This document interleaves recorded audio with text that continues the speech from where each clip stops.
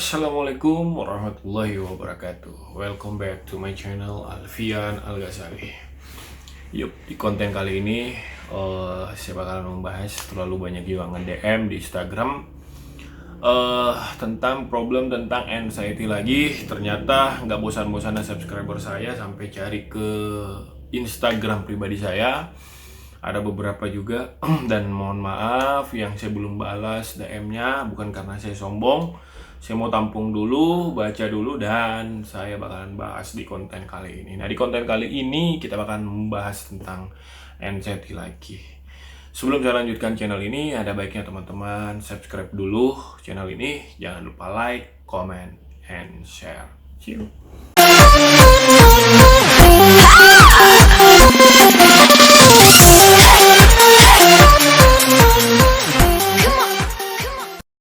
Di konten kali ini spesial banget.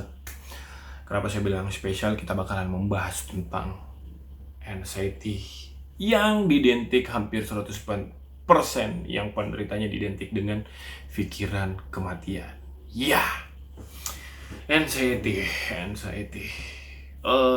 Jadi penyakit ini kemarin ada banyak banget DM yang bilang, "Bang, nih tenggorokan saya pernah ngerasain nggak tenggorokan panas dalam di radang tenggorokan? Terus bang, pernah rasa nggak sesak? Bang, pernah rasa nggak kepikiran mati? Bang, pernah rasa nggak sakit dada sebelah sini?" Jadi di konten vlog sebelumnya saya udah bahas tentang sensasi anxiety. Jadi saya udah bahas, udah cerita panjang lebar di konten-konten sebelumnya. Jadi teman-teman yang nonton langsung nonton di konten vlog kali ini, ada baiknya nonton di konten vlog-vlog yang di bagian bawah tentang anxiety. Jadi teman-teman juga teredukasi dari awal pembahasan saya tentang anxiety. Jadi hari ini saya bakalan jawab dulu satu persatu. Jadi ada satu pertanyaan dari teman-teman nge-DM saya, tepatnya di kota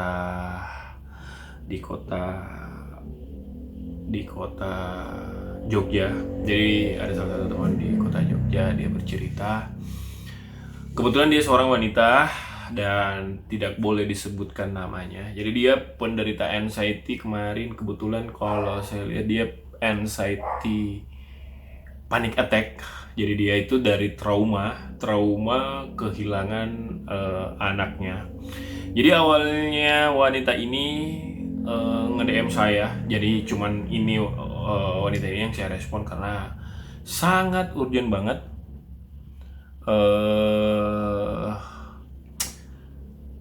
Urgentnya itu karena dia masih mengidap, baru banget mengidap penyakit ini. Jadi DM-nya dia itu bercerita tentang dia sudah pernah ke rumah sakit ini, dia sudah pernah rongseng tubuhnya ternyata sehat, dan dia sudah pernah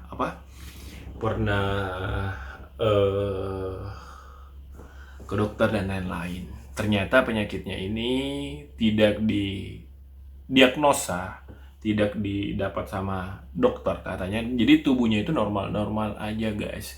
Cuman dia sering banget ngerasain sesak, sering banget ngerasain linglung, sering banget ngerasain apa-apa itu serba nggak bisa dilakuin. Jadi setiap dia mau ngapa-ngapain, katanya dia, si mbaknya ini, katanya dia setiap mau ngapain, setiap dia mau lakukan hal yang semenjak dia rasa sesak, dia kepikiran selalu, ini rumah sakit buka nggak ya, gini. Terus dia sampai nggak berangkat lebaran karena takutnya tiba-tiba sesaknya datang, akhirnya memperparah keadaannya sampai dia dibawa ke rumah sakit. Dan dia takut kalau dia nanti ke rumah sakit, jaraknya itu jauh, sampai ke pikirannya ini, kalau saya di perjalanan nanti bakalan tidak tertolong.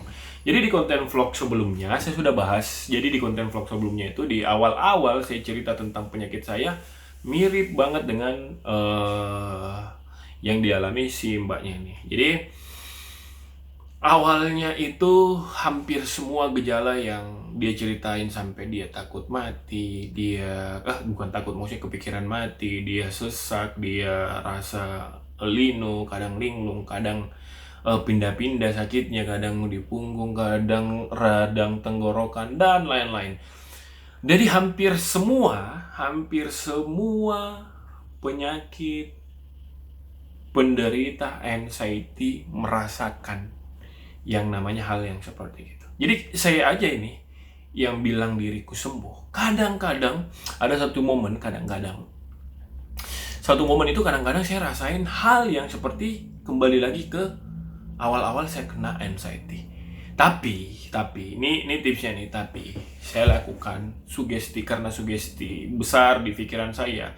Kemungkinan kan di awal-awal pada saat itu waktu pas kena musibah almarhum kakak saya meninggal dan tubuh saya tidak terima bahwa dia akan pergi untuk selama-lamanya. Itu kan pikiran saya terlalu kebanyakan toksik, pikiran kotor itu yang akhirnya mempengaruhi segalanya. Jadi di awal-awal itu ketika ada orang yang meninggal selalu saya sama-samain dengan penyakit saya. Jadi 2 bulan itu saya ngurung diri dalam rumah sambil saya cari tahu dan akhirnya putuskan ke rumah sakit dan lain-lain. Ternyata tubuh saya sembuh. Sempat juga seuson bahwa ini saya diguna-guna dari dukun. Ternyata semuanya clear dan saya baru paham ternyata saya pengidap anxiety, panic attack. Jadi konten vlog kali ini saya bakal membahas tentang tipsnya. Jadi tips awal untuk kesembuhan move saya pertama harus berinteraksi dengan, jadi perjalanan sembuh saya nih. Jadi perjalanan sembuh saya itu berinteraksi sama orang rumah dulu, menceritakan hal keluh kesah, dan dia harus pahami ketika orang anxiety itu kebanyakan biasanya penderitanya cenderung emosional.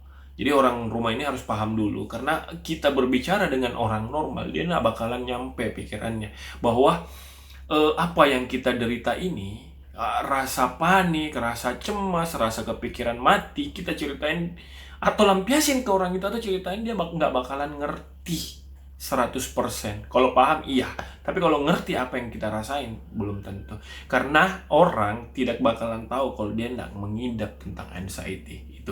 Itu poinnya. Dan terus untuk tipsnya bisa keluar dan terhindar dari penyakit ini, poin yang pertama, teman-teman sebisa mungkin, ini saya ulangin lagi, padahal udah saya jawab kemarin di konten sebelumnya, hindarin konten-konten yang berbau toksik. Toksik itu seperti teman-teman jadi beban pikiran, terus emosional sebisa mungkin kontrol, karena emosional itu yang membuat badan teman-teman ini lemes, karena kita nih beda sama orang normal pada umumnya. Kenapa saya bilang beda? Jadi orang anxiety itu cenderung cepat lelah banget, cepat rasanya ngantuk dan susah bersendawa. Iya benar, susah benar. Nah, apa yang membuat kenapa tubuh ini cepat lelah? Ternyata ketika emosional kita nih naik muncak, dan cenderung tipikal orang anxiety itu adalah cenderung biasanya orang yang nyimpen gini.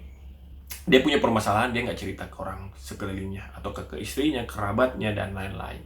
Jadi kita itu kebanyakan nyimpen di diri kita. Akhirnya emosional itu kita yang nanggung sendiri, dan secara tidak langsung terjadi dampaknya ke tubuh kita. Apa dampaknya itu? Yaitu tadi yang saya bilang, tubuh ini cepat lemas, tubuh ini cepat lelah,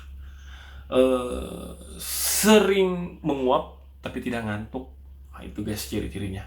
Nah, di konten spesial vlog kali ini saya bakalan kasih tips. Jadi tipsnya itu teman-teman hindari yang tadi seperti tadi. Terus tips yang kedua itu teman-teman perbanyak motivasi dirinya, terutama berdamai sama dirinya bahwa apapun yang terjadi sama tubuh saya siap menerima.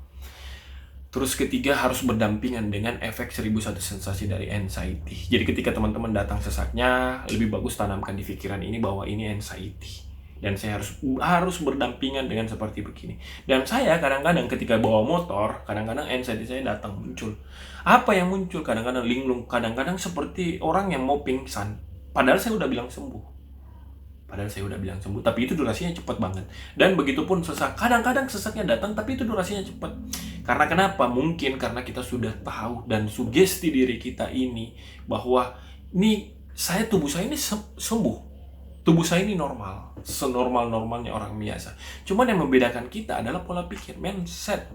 Jadi teman-teman pengidap di awal-awal anxiety nggak usah takut, nggak usah cemas. Kita juga ini penderita yang sama-sama berjuang buat sembuh, buat semangat diri ini buat bisa kembali lagi. Jadi apapun yang terjadi di tubuh kita ini, kita sadari bahwa